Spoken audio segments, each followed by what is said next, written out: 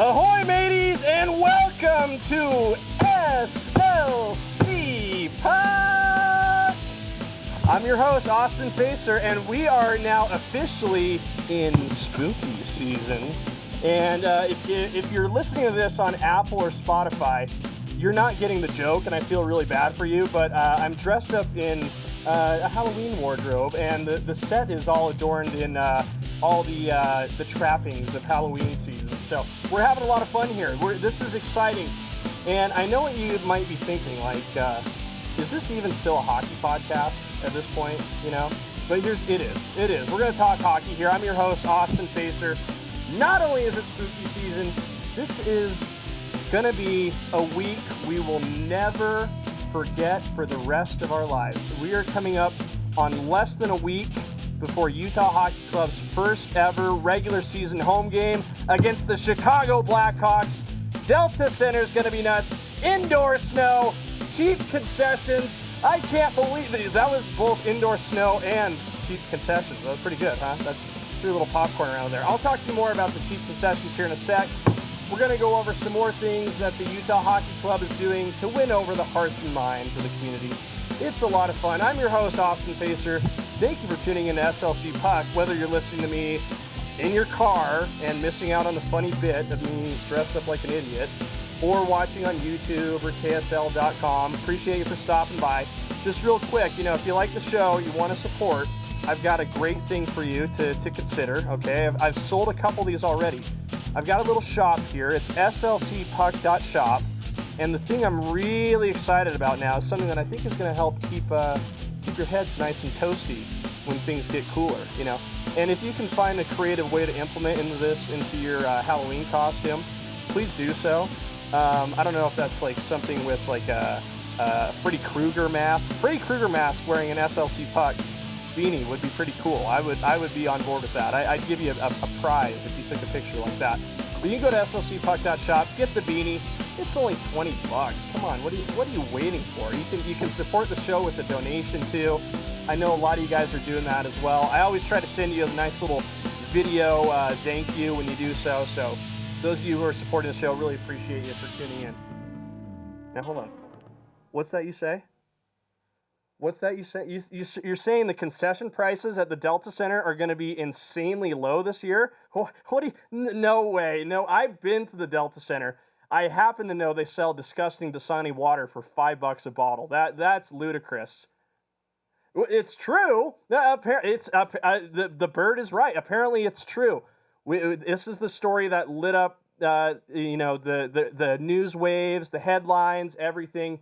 Utah Hockey Club and the Utah Jazz. There's an NBA team. I don't know if you guys remember this. Apparently, the Jazz had a very low media turnout at Media Day this year. They only had like 5 members of the media. And like no TV media members is what I saw. So it's safe to say a lot of the interest has shifted over to the Utah Hockey Club. They've been getting a lot of good press, and they've been stacking that up with nice little gestures to the community. And I'm talking to you guys right now. Again, maybe I said the date, maybe I didn't. It's Wednesday, October 2nd. Again, recording this kind of late. It's I waited to the end of the Anaheim game to record this. I don't have a lot to say about this game. I don't have a lot to say about the game before either. They also played on Tuesday night and beat the San Jose Sharks 3-1. They lost tonight 5-2 to the Anaheim Ducks. Again, preseason action. Who cares? Anaheim's going to be one of the worst teams in the NHL this year, but I'm not that concerned about the outcome of this game. But I am excited about what's to come. And a big thing that a lot of people were fired up about this week were the concession prices. And Again, not to turn this into something, silly, but, I thought we could also make this a little bit of a mukbang here. So this hot dog, much like the hot dogs you'd find at the Delta Center. Guess how much this goes for now, thanks to the fan-friendly concession prices. No, it's not $12 like you think. $3 for a hot dog. That's really cold. Actually, I got that at 7-Eleven an hour ago. No, it's pretty cold. $3, good deal, huh? And for those of you who don't like watching people chew on video, I apologize. I thought this would go over better. Popcorn, you say? You want popcorn at the Utah hockey game? How much do you think a box of popcorn goes for? $8 is right. That's how much these boxes of popcorn were going for last year. I don't have a box here, but this is a bowl for a visual aid. $3 for that as well. You want some nachos? Huh? Some tasty, delicious nachos that definitely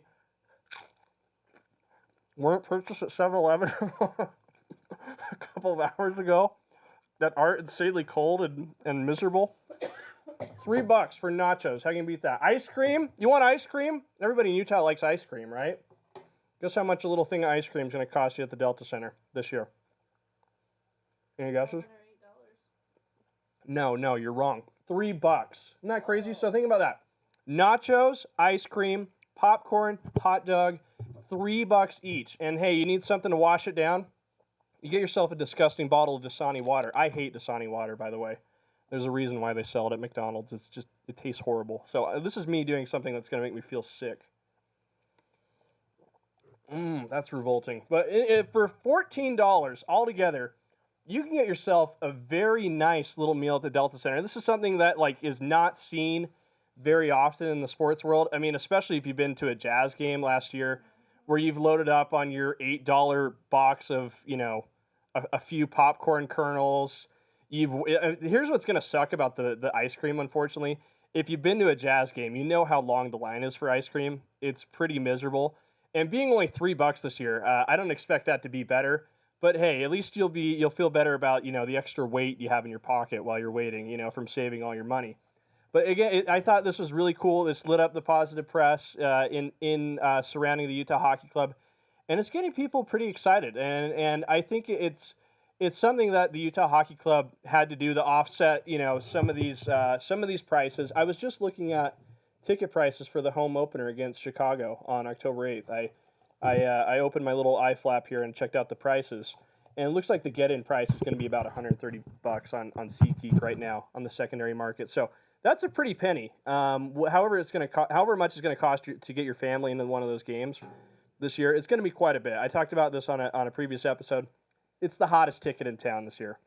If you get to one Utah Hockey Club game this year, feel lucky you do so. But I think you'll feel a lot better about the concession prices as well, which I think that's great. I think that's fun. And the Utah Hockey Club, really, I think they're ramping up the excitement in a really terrific way. I think another thing I really wanted to talk about in terms of how they're winning over the hearts and minds of the area is going to come into play this week. They're one of their last preseason games. I think it actually is their last preseason game against the Colorado Avalanche. By the way, who are our arch rivals, by the way. And it's just going to be another great gesture of community goodwill. They're offering $30 tickets to get into the Maverick Center. And they're also positioning this as Hispanic Heritage Night, which I think is kind of smart. I'm not sure exactly how that'll play out. I was mostly fixated on the ticket prices, which include a little play set for youngsters, right? It's actually this play set right here. It comes with 2 goals and a stick. I got it for my nephew. I try to get him to play with me every once in a while, but he's not as interested as I would like him to be.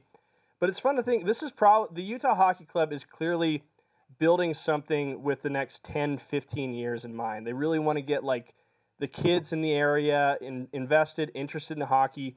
They want to do something like Junior Jazz for the Junior Yeti. Let's just be clear. The name of the team is going to be Yeti. I've said this ad nauseum to you people. But this is just a way in. It's funny, you never know what a little plastic hockey set can do for a kid. You know what I mean? Because that was sort of my entry into hockey, was having a little plastic hockey set that we'd set up in the living room. And, we had a little Tykes car that my sister would drive around. Her name is Sammy, so we would call it the Samboni. I remember being 5 years old and feeling really clever for coming up with that, right? Not bad, right? But that was kind of my first taste of hockey, was this plastic play set. And then, as I've said on the show many times, got introduced to the Mighty Ducks movies, went public skating, and the rest is history. And I'm dressed like a moron talking to, a few hundred people about hockey. And it's a lot of fun. And who knows, maybe we'll see one of these kids who goes to this game against the Avalanche at the Maverick Center get his play set and eventually become my competition, really. And to whoever you are, it's on. You're not going to have better costumes than me, just to be clear. You're not going to dedicate more useless resources to your set. But I look forward to the challenge, and of course I'm kidding. I think it's going to be a lot of fun. And I talk so much about the atmosphere that the Utah Hockey Club is putting together, from the concessions to the indoor snow to all this stuff. They know that this is a really important part of getting the community to buy in. Not only do they have to put a good product on the ice, which is being worked on. I know they lost tonight to probably the worst team in the NHL. Whatever, I'm over it. Preseason. I think we can expect this team to be pretty good, but it's really the off-ice experience that's going to sell a lot of people on this product, this thing that we're going to fall in love with here in Utah. And there was another little note on the food that I thought was kind of interesting, and I'll go more into it. This was a little bit more subtle than the exciting announcement about hot dogs and popcorn and nachos and all that stuff. And that is that when the visiting team rolls into town, whoever it is, they're going to have a food offering that reflects the local cuisine of the area from which the opposing team is from. And so I thought that was kind of a fun idea. And I'm a big fan of regional cuisine. And I think we can all admit here in Utah that we have a regional cuisine. I don't know if I'd argue that it's great. I don't know if it's known around the country as being particularly tasty, but we've got our Jell-O, we've got our fry sauce, we've got our pastrami burgers. Crown Burger is my favorite. If you'd like to sponsor the show, hit me up. But again, I thought this was kind of a fun offering. Yeah, funeral potatoes, another good one that we see here in Utah quite a bit. So with the help of my co-host, ChatGPT, I went ahead and tried to make a list of some of the regional cuisine offerings from each of the markets that the NHL teams are from, and just to kind of predict what we might see this season. And so I thought this might be fun. Some of these were predictable. Again, this is from ChatGPT, but ChatGPT is pretty creepily good at a lot of things, so I think a lot of these are good guesses. And some of these food offerings are just absolutely revolting. Like, I can't believe this is what people in certain parts of the country are eating. Again, this is me getting into weird commentary, but like the food around here is just wretched. Can you imagine explaining to someone in Europe, like someone in Italy, that we have people in our country who eat, a Philly cheesesteak? Try explaining a Philly cheesesteak to someone in Italy. It's revolting, right? I do think you'll see something like that when the Flyers are in town. But other ones that I came up with, thanks to the help of ChatGPT, the Boston Bruins, maybe you'll see New England clam chowder. Predictable, right? Buffalo Sabres, when they roll into town, I think you'll see some buffalo wings. And I love Buffalo Wild Wings, by the way. It's my favorite restaurant. And yes, I know that's embarrassing to admit. The Nashville Predators, when they roll into town, another predictable one might be Nashville hot chicken. Could be fun. Philly cheesesteak, that's one I mentioned. I think the other obvious ones, I think when the Chicago Blackhawks are here on October 8th, my assumption is it's either going to be like a Chicago dog, something a little bit more robust than the your typical hot dog offering. But I also think we might see deep dish pizza. I think that might be an option for when Chicago comes to town. This one, again, this is ChatGPT who came up with this, not me, all right? So when the Avalanche come into town, ChatGPT is forecasting Rocky Mountain oysters. Do you have any idea what that is? It doesn't come from the sea, just so you're aware. There are no oceans in Colorado. This is what I mean when I can't believe this is what people from around the country eat. Fried bull calf testicles. And ChatGPT calls this a delicacy of the Rocky Mountain region. Do people actually eat this? You know what I mean? That is like, what is this? Is this Fear Factor? Is Joe Rogan going to come out and make someone in the crowd eat some Rocky Mountain oysters when the Avalanche are in town? That's revolting. That's true. I mean, Colorado wants so much smoke now with all this talk of like, oh, you can't take the Yeti name. We've got a footprint logo that we don't use. You guys eat bull testicles, and you're trying to tell us that us wanting to name our team the Yeti is unreasonable. That's ludicrous. I don't know if people actually do that, but that to me that just seems insane. So if they pull it, and just to be clear, if they do that, I will try it just for the sake of trying it, because that to me sounds absolutely hysterical. I mean, other weird ones on this list, and some that sound pretty good. When the Oilers come in, ChatGPT is thinking we might have green onion cake, which is a fried dough with green onions. Like, I don't know. It just seems like a lazy kind of like trashy meal. Sounds disgusting. The Minnesota Wild had to have a good one here when they roll into town. A Juicy Lucy, which is something I've never heard of.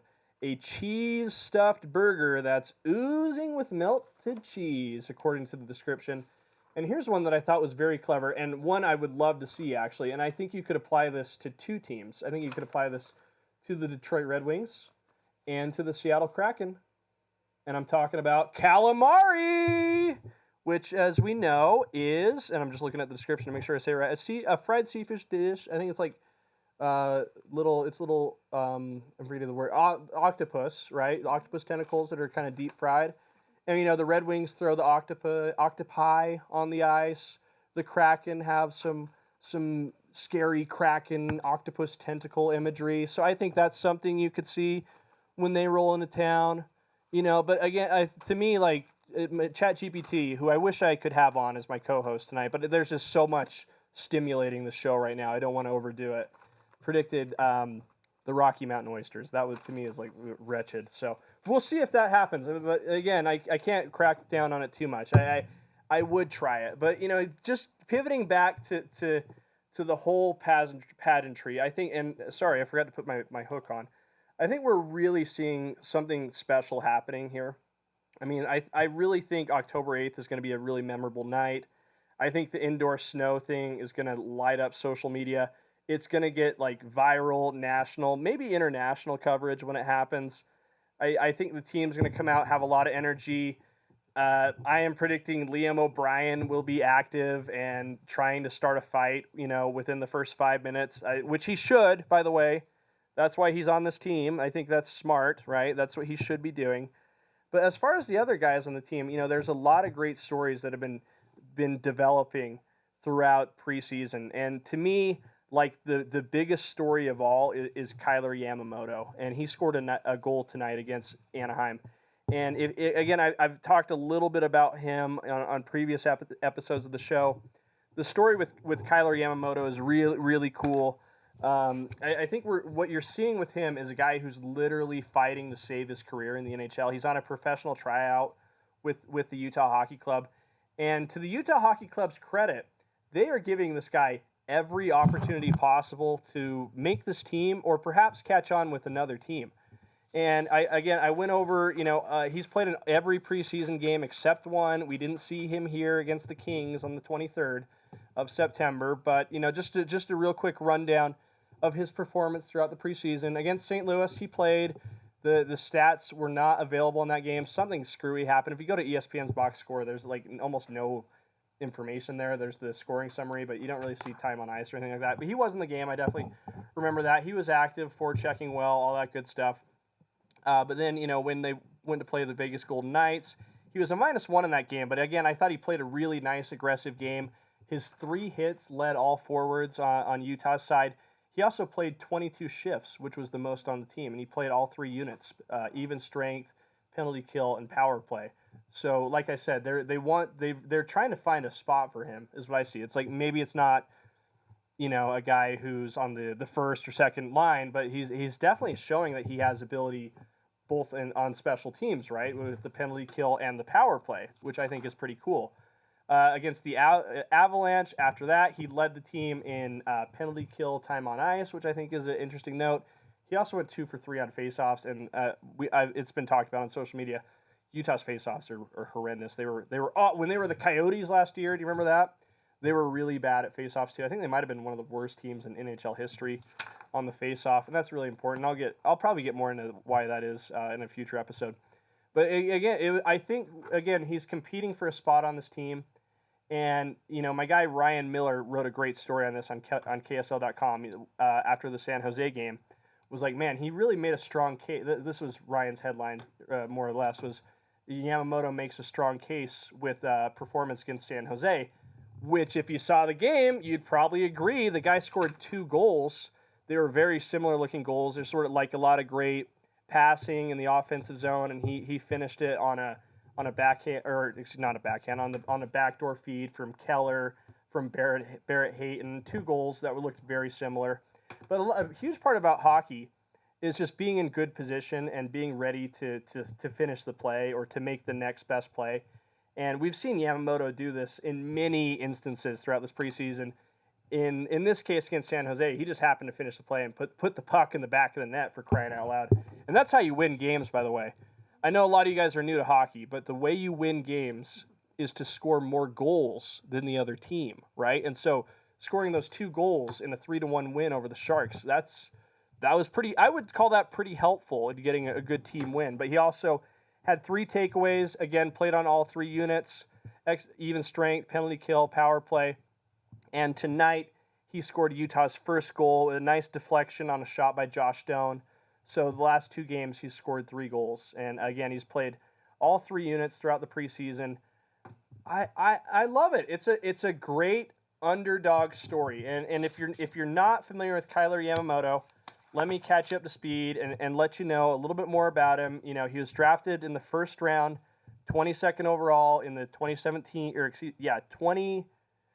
I have such a hard time with numbers sometimes. I think it's the eye patch, to tell you the truth. But in the 2017 season, drafted first round, 22nd overall, made his debut with the Edmonton Oilers that year. And looking at his stats, you know, it was sort of a build into, you know, really getting it into finding his place in the NHL, getting into his own. In the 2021-2022 season, he had a career year, played in 81 games, which is nearly all of them, 82-game season, had 20 goals, 21 assists for 41 points. But from there, I think his career has kind of fizzled out. He was listed on the injury reserve with a non-disclosed injury. Not really sure what that is. A lot of speculation out there. I do silly things on this show, but one thing I won't do is speculate on injuries. I just won't do it. This is not a real injury, by the way. It's just an eye patch. It's just a costume, guys. It's just and this is not a real bird either. I don't know if you can tell by the fact that it's barely hanging onto my arm. This is not a real bird. Just don't want to you know, crush any fantasies there. You know, the next year against when he played for Edmonton, played in just 58 games, and the statistically had a big drop off, only 25 points on 10 goals, 15 assists. The next year he played with his hometown Seattle Kraken because he's a native of Washington State. Did not play well again. 59 games, just 8 goals, 8 assists for 16 points. It was a -9 for the season. So this is it for him. You know, he is trying to find a place in the NHL at 26 years old. You know, it'll be really interesting to see how this plays out. I talked about this in the last episode, on a previous episode. It might have been 1 episode or 2 episodes ago. I do a lot of these. I do 2 episodes a week. You're welcome. I talked about how I thought Josh Doan had secured that last spot. But after the last couple of games, the pendulum swung to where now I'm thinking it might be Kailer Yamamoto suiting up for the Utah Hockey Club, and we might see Josh Doan start the season with the Tucson Roadrunners in the American Hockey League. Because Josh Doan, he's still a young guy. He's younger than Yamamoto. He made his NHL debut last year, played in 11 games. So, you know, I mean, I guess that's technically your rookie season. But, you know, he's still got a whole future ahead of him. He's the son of Shane Doan, for crying out loud. You know, Josh is going to be in the NHL. It's just a matter of time. I think it just really depends on, you know, what they think they need when it comes to, like, special teams, especially early in the season. You know, if they feel like that experience is going to be useful, you know, early on. And I suspect that Coach Bear, and again, I'm not going to try to pronounce his last name because I'm really bad at pronouncing names. You know, it was really refreshing, and I say this with so much love and appreciation for the jobs these guys do. Mike Folta and Nick Olchek, who did the play-by-play on tonight's game, they copped to the fact that they had been mispronouncing some names throughout the preseason. And I'm like, you know what? The professional broadcasters are just like the goofy dudes in the basement, you know? That was great to hear. That made me feel good. And those guys do a great job anyway. So that was cool. But, you know, back to what I'm saying, you know, I think Kailer Yamamoto made such a strong case for himself this preseason. If you like underdog stories, if you like the movie Rocky, if you like, I don't know, I feel like that's like the main if you like the movie Miracle, if you like all these feel-good Hollywood stories, you know, sports movies, you know, beating the odds, you know, taking on the big dogs, you want to root for Kailer Yamamoto. For me, he has been the story of this preseason. And I thought that even before this game. I thought that before he scored his goal tonight. And now I think that even more. I really do. So tip of the cap there to Kailer Yamamoto. And again, it's going to be so fun. I hope everybody enjoys the heck out of this week. I know I am. I'm trying to see if I can make it to the Avalanche game on the 5th. And then I will definitely be there on October 8th for the home opener. Super appreciative to one of my great listeners who has offered to get me there and help me out with that. So I don't want to say his name because I don't want to blow him up, but great dude. Really, you know who you are. Double D is what I'll call him. Double D, you know who you are. Appreciate you, man. Super excited. I'm going to be going to the game with him. I'm going to the game with one of my listeners. I'm building community and friendships here and loving it. And just want to give a shout out to everybody who's helped make this magical and fun. My goal before the start of the season was to get 50 episodes done.